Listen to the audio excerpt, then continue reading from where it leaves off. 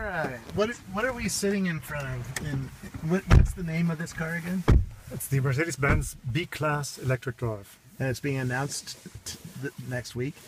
And this is in the somewhere around 40,000-50,000. You're not announcing prices yet. Correct. And this is a nice, comfortable car. And it's made for electric and conventional, but in the United States, it'll only be available electric. Correct. What's the range on this car? The range is 122 miles, Okay. nominal US cycle. So a little bit more than the BMW i3. Correct. That's good, because I need that extra range, because I drive... on an average day, I'll drive 50 miles, but sometimes I come down to Mountain View, and then it gets close to 100, right? The way you're explaining it, that sounds like the perfect explanation. So we're certainly targeting people who do an average drive per day of, let's say, around 50 miles. It sounds reasonable, and you always want, typical customer wants that extra safety of having additional range available. Yeah. So with the 122 miles of nominal range, you can do your 50 comfortably every day, no matter what conditions are around.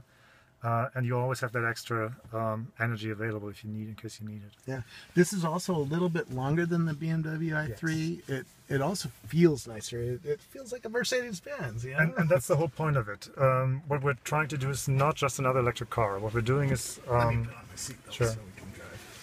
What we're doing is build a Mercedes-Benz, and it should look and feel and touch like a Mercedes-Benz. Yeah. So when you step into the car, it feels normal to the customer who's used to Mercedes. So all your controls, your feel, your materials are Mercedes style. Yeah. And there's nothing to confuse you. So what I just did, I just started the car normal. You get your ready sign here and you're good to go. So you operate your gear shift lever like any automatic, and you just release the brake, and off you go. So nothing to learn about, nothing specific if you don't want to. Yeah. If you're into electric cars, you'll ask about regenerating energy, you'll ask about specific controls and information, and if you want that, if you're into technology, you can get that, obviously. Yep. So various levels of regen energy that you can control via the shift pedals on the steering wheel. We've got two driving modes, a standard economic mode and a sports mode. The car's quite powerful. We've got 130 kilowatts, which equals 172 horsepower. Wow. My Prius is 110. So yes. So this should kick us in the seat, right? Exactly. That's quite a bit. If you're up for it. So to just pick it up and off you go. Oh, wow. On the other hand, you can drive very smoothly, very quiet, nice and comfy, and it's a very quiet car for its small size. Absolutely, and that's what we're trying to achieve. We want to provide the Mercedes-Benz comfort and noise and feel. The drivetrain is extremely quiet. We always have the question about electric vehicles being overheard by pedestrians. Yeah. So we added a that's why I play Skrillex in mine. Loud Skrillex. They always hear me coming. So there's an artificial sound generator that sends out a rather low sound towards the front right of the car to alert pedestrians. You won't hear that in the interior, so we're trying to isolate that sound from the passengers. Do you have any driving assistance? We talked about autonomous vehicles. Are you doing like front-facing radar or anything like that? Because the BMW does not, and that was a major minus for me. Because my Prius has front-facing radar. We call it radar-assisted cruise control, right? And we also have a camera up here that watches the lanes and tries to warn you when you're falling asleep. So you see those red triangles in the mirrors. That's your blind spot warning. Yeah. So you've got lane departure assist, which just knocks on your steering wheel. We've got a front collision prevention assist, which is a small radar sensor in the front that alerts you if you approach an obstacle too fast. And we've got using this radar sensor to support regen energy. So in other words, if there's an obstacle in front of you, the car will automatically brake down using regen braking. in order to regain as much energy as possible. For people who don't know the difference, if you brake slowly and constantly, you can use the electric motor to regenerate electricity back into the battery. Correct. If you brake too fast, then you use the caliper to and you waste electricity because you're converting potential energy into heat, and that's not good, right? You want to slow down constantly and slowly so you get the power back. There we go. Couldn't have said it any better. Absolutely perfect explanation. See, I did study something in physics. I barely remember physics. And when I mentioned earlier, it depends very much on the customer type. Yeah. People who understand what you just said, they will look after how they operate the car. So they will apply the brakes very, very easily. Is there good visual aids to tell yes, that you're driving in the most power efficient manner? Absolutely. So we have this large power meter here, yeah. Which will go into the plus or boost range if you hit the pedal, yeah. and then it will go back into the charge mode when you apply the brakes slowly and regen energy. So your goal is always to stay on 0 or underneath in order to regen as much energy as possible. Yeah. And then also this energy flow instrument there will indicate now we're regen energy with the green arrows back into the battery. Now we're pulling energy out of the battery. And you always also have that available on the big screen here. Yeah. To really make it very visual and show what you're doing. Very nice. So that extends your range. If you're a really aggressive driver like I am, you might only get 90 miles out of the Exactly. car. Yeah. Okay. And it's really up to your right foot how much mileage. I have a heavy right foot. So how much mileage you can get out of. I'm this half car. German, you know. we were born on the Autobahn. I mean, come on. No, but that's what I said earlier. Having a daily commute of 50 miles is a perfect thing, because then you can really have to experience all the fun the car can provide.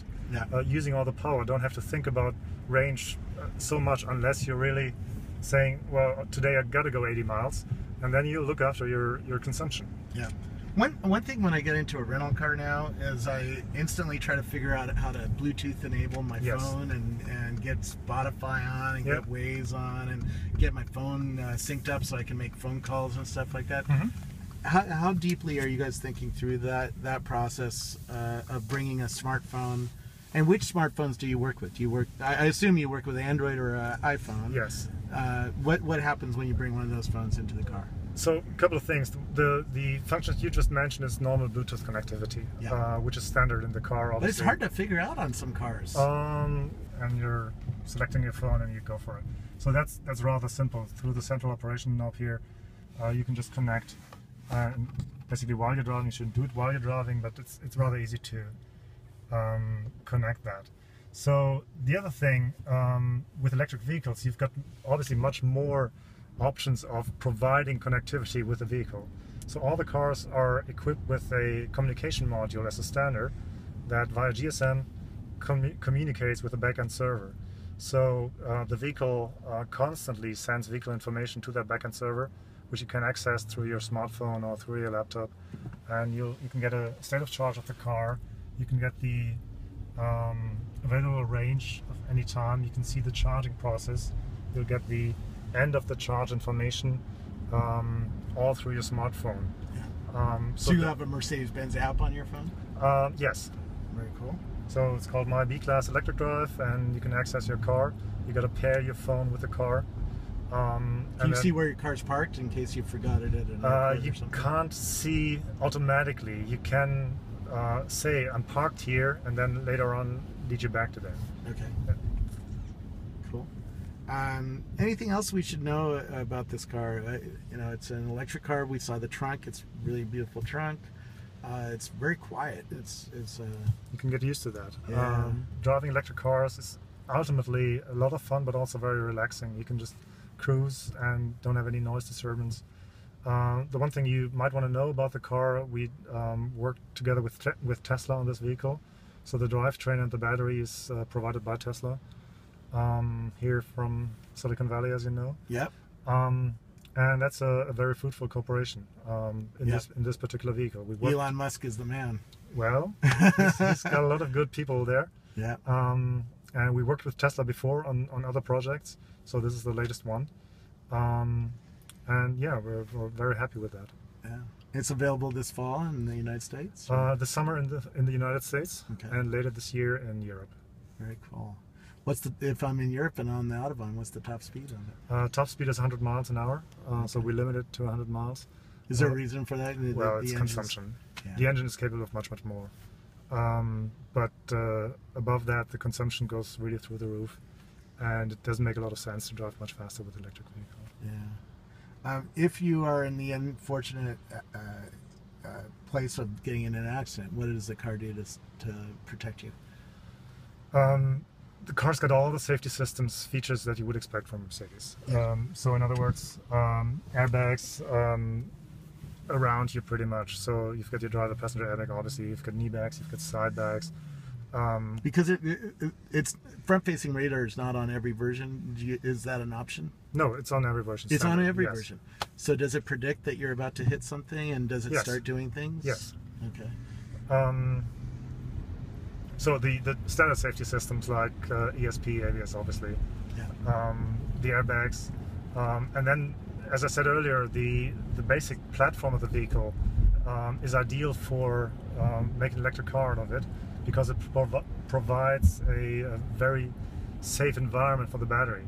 Since it's placed in that semi-sandwich, it's right beneath long members, right behind a cross member, high up in the car, so the battery is well protected. Yeah. In other words, passive safety is to the highest Yeah, standards. we saw that problem with Tesla, that people who would run over something like Yeah. a metal bar in the Yeah. road caused a fire. Now, they weren't hurt, but that is a problem, and now Tesla's putting a metal